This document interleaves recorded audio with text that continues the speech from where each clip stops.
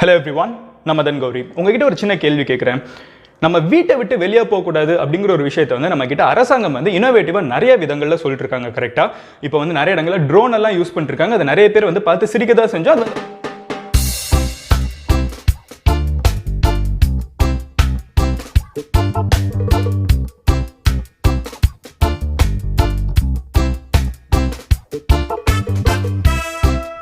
அது வந்து ஒரு ஹெல்த்தியான ஒரு யூஸாக தான் இருந்துச்சு. பட் வாட் இஃப் அந்த அரசாங்கமே இருந்துக்கிட்டு நம்ம ஸ்ட்ரீட்டில் எப்போவுமே நம்மளை பார்த்துட்டு இருக்க மாதிரி ஒரு கேமரா வச்சா எப்படி இருக்கும்?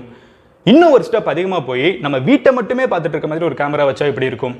அதையும் விட ஒரு ஸ்டெப் அதிகமாக போய் நம்ம வீட்டுக்குள்ளேயே கேமரா வச்சா எப்படி இருக்கும்? என்னடா சொல்கிற, இப்படிலாம் ஏதாவது கவர்மெண்ட் பண்ணுமா அப்படின்னு தானே கேட்குறீங்க. அது பண்ணிட்டு இருக்கு. இன்னைக்கு சைனால இருக்கிற ஒரு மிகப்பெரிய பிரச்சனையே என்னன்னு பார்த்தீங்கன்னா, சைனாவோட அரசாங்கம் இருந்துகிட்டு சைனா நாட்டு மக்களோட வீட்டுக்குள்ள நிறைய இடங்கள்ல சிசிடிவி கேமராவை வச்சுட்டு இருக்காங்க. என்ன அப்படிங்கறத நம்ம டீடைலா பார்க்க போறோம். ரெண்டாவது விஷயம் என்ன அப்படிங்கறத பார்த்தீங்கன்னா, நம்ம வந்து UFO அப்படிங்கிற ஒரு விஷயத்தை பத்தி நம்ம நிறைய கேள்விப்பட்டிருப்போம். அன்னோன் ஃபிளையிங் ஆப்ஜெக்ட் அப்படின்னு சொல்லுவாங்க. நம்ம ஜெனரலா வந்து இந்த ஏலியன் தியரியோட அதை ரிலேட் பண்ணுவாங்க. கரெக்டா? இந்த மாதிரி சொல்லப்பட்ட ஒரு UFO வந்து பல வருஷமா வந்து ஒரு வீடியோ வந்து இன்டர்நெட்ல பயங்கர வைரலா போயிட்டு இருக்கு.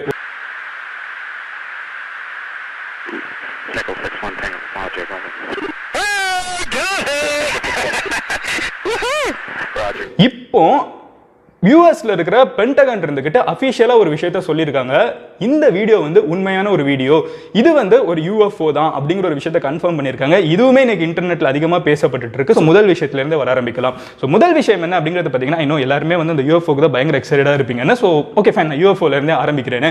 ஸோ முதல் விஷயம் என்ன அப்படிங்கிறது பார்த்தீங்கன்னா, 2007ல இங்க நியூயார்க் டைம்ஸ் அப்படின்னு சொல்லப்படுற இந்த ஒரு மேகசின் இருந்துகிட்டு ஒரு ஆர்டிகல் வந்து ரிலீஸ் பண்ணியிருந்தாங்க. அந்த ஆர்டிகல் அவங்க என்ன சொல்லியிருந்தாங்கன்னா, அவங்க வந்து சீக்கிரட்டா US கிட்ட இருந்த ஒரு வீடியோ ஃபுட்டேஜ் வந்து அப்டெயின் பண்ணியிருக்காங்க.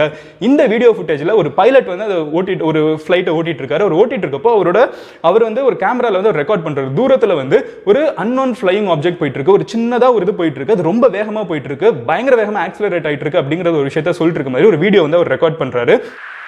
That's not LNS though, is it? It's not. That is LNS, dude. Well, if there's like anything, it's rotating.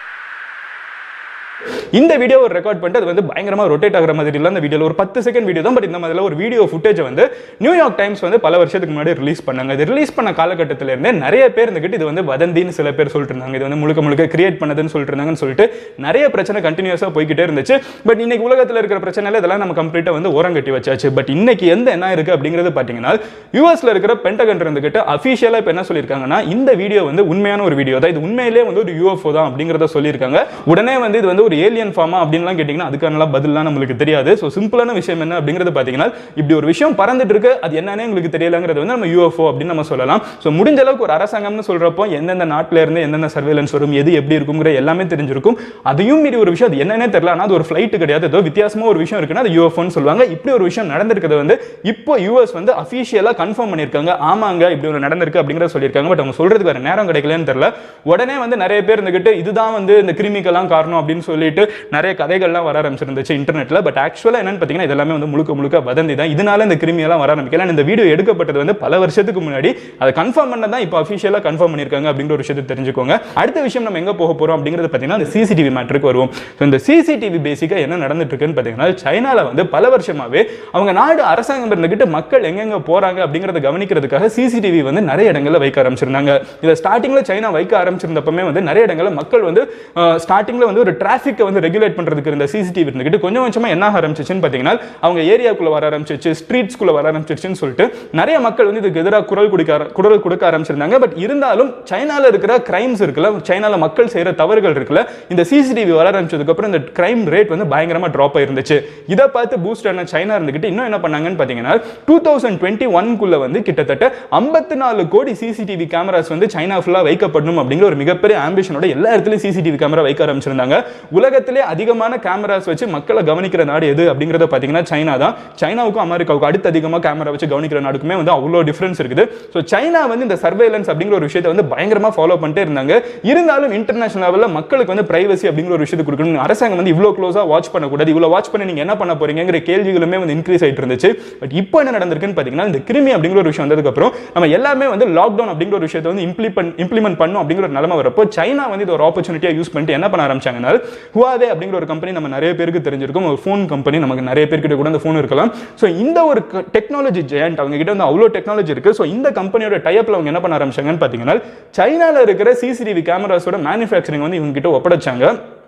இப்போ ரீசெண்டாக இவங்க ஒப்படைச்சிட்டு இந்த சிசிடிவி கேமராஸ் இருந்துக்கிட்டு மனிதர்களை ரெகக்னைஸ் பண்ணுற சிசிடிவி கேமராஸ் அப்படின்னு சொல்கிறாங்க. இந்த கேமராஸை வந்து இவங்க ஸ்டார்டிங்கில் ஹாஸ்பிட்டல்ஸ் வைக்க ஆரம்பிச்சாங்க, அதுக்கப்புறம் ரோட்ஸில் வைக்க ஆரம்பிச்சாங்க, அதுக்கப்புறம் ஒரு அபார்ட்மெண்ட்ஸ் இருந்துச்சுன்னா அபார்ட்மெண்ட்ஸ் முன்னாடி பிப்ரவரி மாதம் வரைக்கும் அபார்ட்மெண்ட்ஸ் முன்னாடி ஒரு அபார்ட்மெண்ட்டுக்கு ஒரு கேமரா அப்படின்னு வைக்க ஆரம்பிச்சிருந்தாங்க. இதெல்லாம் எதுக்கு வைக்கிறாங்கன்னு கேட்டிருந்தாங்கன்னா, நாங்கள் வந்து ஒவ்வொரு டைமும் போலீஸ் அனுப்பிச்சு வந்து நாங்கள் பார்த்துட்டு இருக்க முடியாது, மக்கள் எங்கே போகிறாங்க எங்கே வராங்கன்னா, அதுக்கு பதிலாக நாங்கள் உட்கார்ந்த இடத்துல இருந்து கவனிக்கணுங்கிறதுக்காக நாங்கள் இப்படி கேமரா வைக்க ஆரம்பிச்சிருக்கோம். நாங்கள் நியாயமாக தான் இருந்துச்சு, மக்களும் அப்போ ஓகே லாக்டவுன் இம்ப்ளிமெண்ட் பண்ணுங்கிறப்ப வந்து கிருமியை கட்டுப்படுத்தணுங்கிறப்போ நம்ம கேள்வி கேட்க முடியாது அப்படின்னு சொல்லிட்டு அக்செப்ட் பண்ண ஆரம்பிச்சிருந்தாங்க. பட் இப்போ என்ன நடந்திருக்குன்னு பார்த்தீங்கன்னா, சைனால வந்து இப்போ எல்லா லாக்டவுனையும் லிஃப்ட் பண்ணிட்டாங்க. ஸோ இப்போ என்ன நடந்துட்டு இருக்குன்னு பார்த்தீங்கன்னா, யாராவது ஒரு ஊர்ல இருந்து இன்னொரு ஊருக்கு டிராவல் பண்ணி வந்தாங்கன்னா, எஸ்பெஷலி இந்த கிருமியோட வீரியம் உஹான் மாதிரி இடங்கள்ல இருந்து வேற ஒரு ஊருக்கு வராங்கன்னா, அந்த இடத்துல எல்லாம் வந்து லாக்டவுன் அவங்களே வந்து குவாரண்டைன்குள்ள போயிடணும், அவங்களே வந்து ஒரு 28 நாள் வந்து தனிமைப்படுத்தி வச்சுட்டு அதுக்கப்புறம் தான் வீட்டை விட்டு வெளியே வரணும்னு சொல்லிட்டு ஒரு சட்டம் வந்து இப்போ சைனால இருந்துட்டு இருக்கு. ஸோ யாருனாலும் அதிகமாக பாதிப்பு இருக்கிற ஊர்ல இருந்து சொந்த ஊருக்கோ இல்லை வேற ஊருக்கோ போனால் அவங்க தனிமையில தான் முதல்ல இருக்கணும். இதை வந்து அரசாங்கத்தினால வந்து பர்சனலா வந்து வாட்ச் பண்ண முடியாது. கரெக்ட்டா பர்சனலா அவங்க வந்து ரெக்வெஸ்ட் மட்டும் தான் பண்ண முடியும். ஆனா இப்போ சைனா என்ன பண்ணிருக்காங்கன்னு பாத்தீங்கன்னா, இவங்களையும் வாட்ச் பண்றதுக்கு யாராவது ஒருத்தங்க உள்ள வரணும்னாலே வந்து அவங்களுக்கு முதல்ல ஒரு QR கோடு கொடுத்துறாங்க. இந்த QR கோடா இருக்கட்டும் எதா இருக்கட்டும் இந்த இதெல்லாம் காமிச்சாதான் வந்து நம்ம ஒரு ஊருக்குள்ளே வர முடியும்.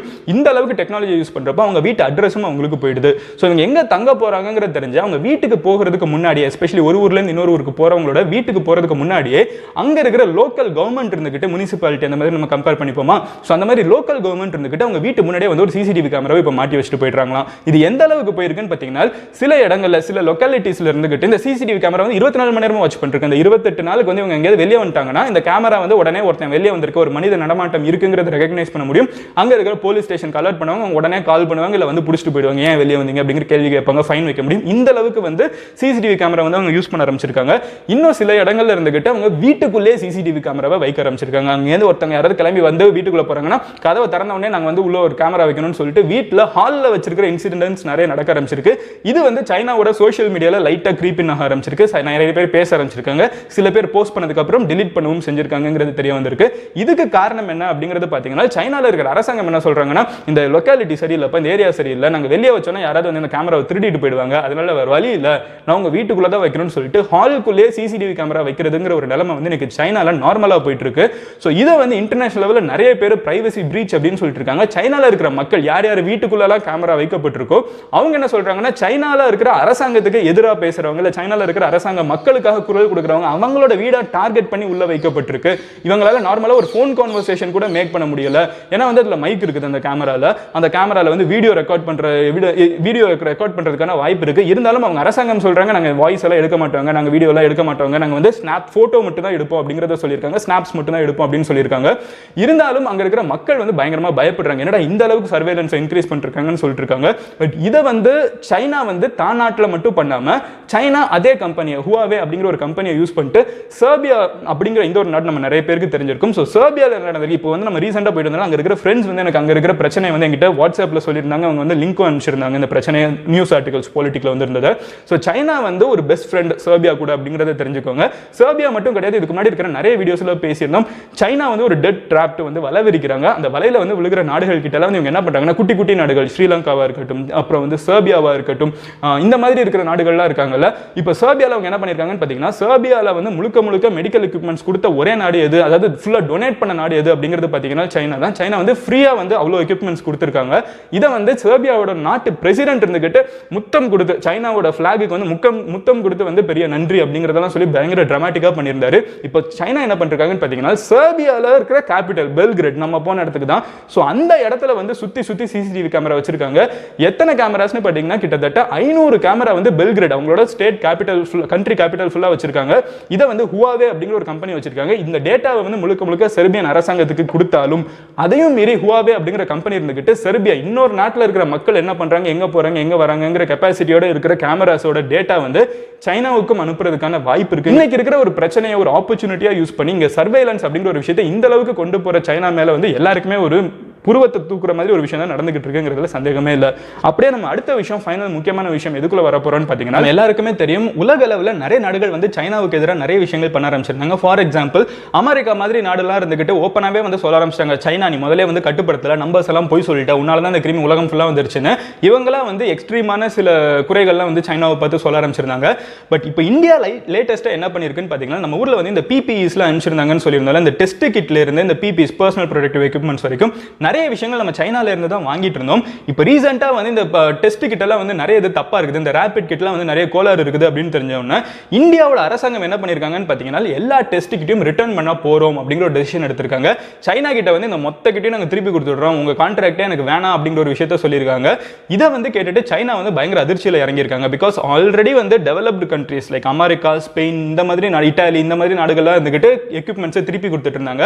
இப்போ இந்தியாவும் அதே ஒரு விஷயத்தை பண்ண ஆரம்பிச்சதுக்கப்புறம், எஸ்பெஷலி இந்த காசுல வேற பிரச்சனை, அவங்க வந்து ஒரு விலைக்கு வித்துருக்காங்க, நம்ம ஊர்ல அதிகமான விலைக்கு வித்துருக்காங்கன்னு சொல்லிட்டு இவ்வளோ பிரச்சனை இருக்கிறப்போ இப்போ சைனா வந்து என்ன அஃபிஷியலாக சொல்லியிருக்காங்கன்னு பார்த்தீங்கன்னா, இதுக்கு எதிராக இருந்துகிட்டு இந்தியாவுக்கு வந்து ப்ராப்பராக அதை யூஸ் பண்ண தெரியல, இந்தியாவை வந்து யூஸ் பண்ண தெரியல அப்படிங்கிற ஒரு விஷயத்தை சொல்லிட்டாங்க. ப்ரொஃபஷனலாக அதை யூஸ் பண்ணணும், ஸ்டார்டிங்ல நீங்க வாங்குறப்ப எல்லா டெஸ்ட்டையும் பண்ணி தானே வாங்குனீங்க, அதுக்கப்புறம் இப்போ திருப்பி ரிட்டர்ன் பண்றது, நீங்க வந்து அதை ப்ராப்பராக வந்து ஒரு இடத்துல இன்னொரு இடத்துக்கு கொண்டு போகணும். அது ஒரு டெஸ்ட் கிட், அந்த டெஸ்ட் கிட்டுக்குன்னு ஒரு 1008 ஃபார்மாலிட்டிஸ் இருக்கு, அதை வந்து ஒரு இடத்துல இன்னொரு இடத்துக்கு கொண்டு போறதுக்கு அதுக்குன்னு இருக்கிற டெம்பரேச்சர்னு சொல்லிட்டு நிறைய விஷயங்கள் இருக்கு. நீங்க இதெல்லாம் இந்தியா வந்து ஒழுங்கா ஃபாலோ பண்ணல, அதனால தான் இந்த டெஸ்ட் கிட் வந்து தப்பான ரிசல்ட் கொடுக்குதுன்னு சொல்லிட்டு சைனா வந்து பதிலுக்கு இந்தியா மேல வந்து ஒரு குறைய சொல்லியிருக்காங்க. இருந்தாலும் இப்போ இந்தியா ரொம்ப தெளிவா இருக்காங்கன்னா, இந்த டெஸ்ட் கிட்ட வந்து பர்சனல் ப்ரொடக்டிவ் எக்யூப்மெண்ட்ஸா இருக்கட்டும், முடிஞ்ச அளவுக்கு சைனா கிட்ட இருந்து வாங்கக்கூடாது, நம்ம மற்ற இடங்கள்ல இருந்து வாங்கலாம் அப்படிங்கிற ஒரு விஷயத்துல வந்து ரொம்பவே தெளிவா இருக்காங்க. இதுக்கு காரணம் என்னன்னு பாத்தீங்கன்னா, நம்ம வந்து கிட்டத்தட்ட 500,000 டெஸ்ட் கிட் வந்து ஆர்டர் பண்ணியிருந்தோம் சைனா கிட்ட இருந்து. 500,000 கிட்டத்தட்ட எத்தனை 5 லட்சம் டெஸ்ட் கிட் வந்து நம்ம சைனா கிட்ட இருந்து ஆர்டர் பண்ணியிருந்தோம். இதுவே வந்து ஒரு மிகப்பெரிய $1 மில்லியன் டீல் தானே.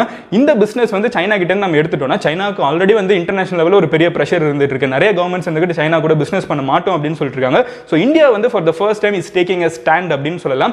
அதே நேரத்தில் நேத்திக்கு நடந்த ஒரு சின்ன கான்ஃபரன்ஸ் இருந்துச்சுல, பிரைம் மினிஸ்டருக்கும் சீஃப் மினிஸ்டர்ஸுக்கும்.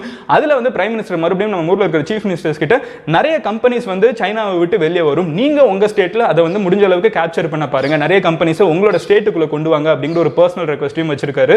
ஸோ இதெல்லாம் போற போக்க பார்த்தா இந்தியா வந்து ரொம்பவே தெளிவா இருக்காங்கன்னு தெரியுது. இந்தியா வந்து நெக்ஸ்ட் சைனாவா மாறணும் மேனுஃபேக்சரிங்ல அப்படிங்கிறதுல தெளிவா இருக்காங்கன்னு தெரியுது. அதே நேரத்தில் நம்ம ஊர்ல இருந்து அவங்களுக்கு கொடுக்குற பிசினஸையும் கம்மியாக்கணுங்கிறதுல தெளிவா இருக்காங்கன்னு தெரியுது. ஸோ இப்போதைக்கு வந்து நம்மளோட மூவ் முடிஞ்சிருச்சு. அடுத்து சைனாவோட செஸ் மூவ் என்னவா இருக்கும்னு பார்க்கறதுக்கு தான் நம்ம காத்துட்டு இருக்கோம். அண்ட் இன்னொரு விஷயம் என்னன்னு பார்த்தீங்கன்னா, சைனா இப்போ ரீசெண்டாக இந்த கிருமியை பற்றி என்ன சொல்லியிருக்காங்கன்னா, அங்கே தானே வந்துச்சு, ஸோ தலைவங்க கிட்ட தான் கேட்கணும். அவங்க என்ன சொல்லியிருக்காங்கன்னு பார்த்தீங்கன்னா, இந்த கிருமி வந்து ஒரு டைம் போகிற ஒரு கிருமி கிடையாது, இது வந்து எப்படி சளி இருமலுக்குன்னு ஒரு சீசன் இருக்கும், அந்த மாதிரி இந்த கிருமி வந்து வருஷம் வருஷம் வர்றதுக்கான வாய்ப்பு இருக்கு அப்படின்னு சொல்லிட்டு இருக்காங்க. இவங்களே ஆரம்பிச்சு விடுறாங்க, இவங்களே நிறைய விஷயங்களும் சொல்றாங்க. கேட்கறதுக்கு பயமா இருந்தாலும் எல்லாத்தையுமே உங்ககிட்ட அப்டேட் பண்ணணும்னு நினைக்கிறேன். உங்ககிட்ட நான் மெயினா கேட்கணும்னு நினைக்கிற ஒரு விஷயம் என்னன்னு பார்த்தீங்கன்னா, ஒரு சைடு சைனா வந்து இந்த அளவுக்கு சர்வேலன்ஸ் இன்க்ரீஸ் பண்றது இன்டர்நேஷனல் லெவல்ல, நிறைய பேர் வந்து ஓகேப்பா அவங்க அவ்வளோ பண்ணி தான் வந்து அந்த கிருமியை கட்டுப்படுத்தினாங்கன்னு ஒரு சைடு பார்க்கப்பட்டாலும், இன்னொரு சைடு வீட்டுக்குள்ள போய் கேமரா வைக்கிறதுல எக்ஸ்ட்ரீமான மெஷர்னு நிறைய பேர் சொல்லிட்டு இருக்காங்க. நீங்க என்ன நினைக்கிறீங்க? நம்ம ஊர்ல வந்து இப்படி எல்லாம் ஃபாலோ பண்ண ஆரம்பிச்சாங்கன்னா என்ன ஆகும் நினைக்கிறீங்களா? மக்கள் வந்து ஒத்துழைக்கணும்னு நினைக்கிறீங்களாங்கிறத கமெண்ட்ல லீவ் பண்ணுங்க. நாளைக்கு உங்களை இன்னொரு வீடியோல பார்க்குறேன். Until then, bye. Madan Gowri signing off here. Love you all. Cheers. Have a great day. Take care. Bye. Cheers. Hello everyone.